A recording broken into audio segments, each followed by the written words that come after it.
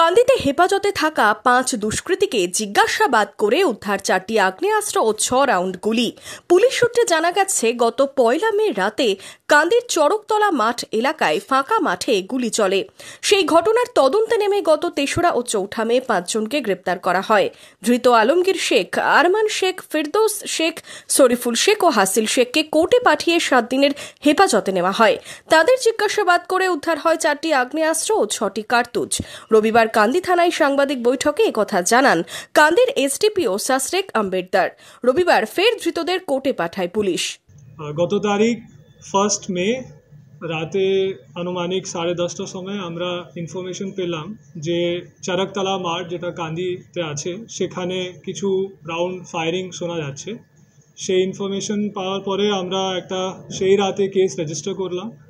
Case register হওয়ার পরে investigation করে দেখা গেছে আমরা সিসিটিভি, টেকনিক্যাল এভিডেন্স আর লোকাল উইটনেস কাছ থেকে যে ইনফরমেশন আমরা পেলাম, সে অনুযায়ী আমরা 5 জনকে in the intermittent night of 3 March আর 4 মার্চ 5 জনকে আমরা আইডেন্টিফাই করে ধরেছি।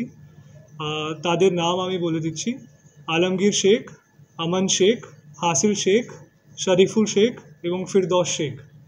এই 5 জনকে অ্যারেস্ট করে আমরা কোর্টকে 14 ডেজ পিসি প্রেয়ের জন্য প্রে করেছিলাম। আমরা 7 দিন পেয়েছি। সেই সময় ডিউরিং পিসি পিরিয়ড আমরা ইন্টারোগেশন করে আর সোর্স ইনফরমেশন নিয়ে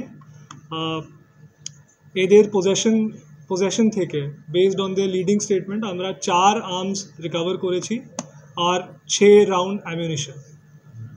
আজকে আমরা এদেরকে আবার ফরওয়ার্ড করছি অ্যান্ড প্যারালালি আমাদের ইনভেস্টিগেশন এই কেসে যেটা আছে সেটা চলতে থাকবে। আর ফার্দার কি ডেভেলপমেন্টস থাকবে সেটা আমরা আপনাদেরকে জানিয়ে দেব।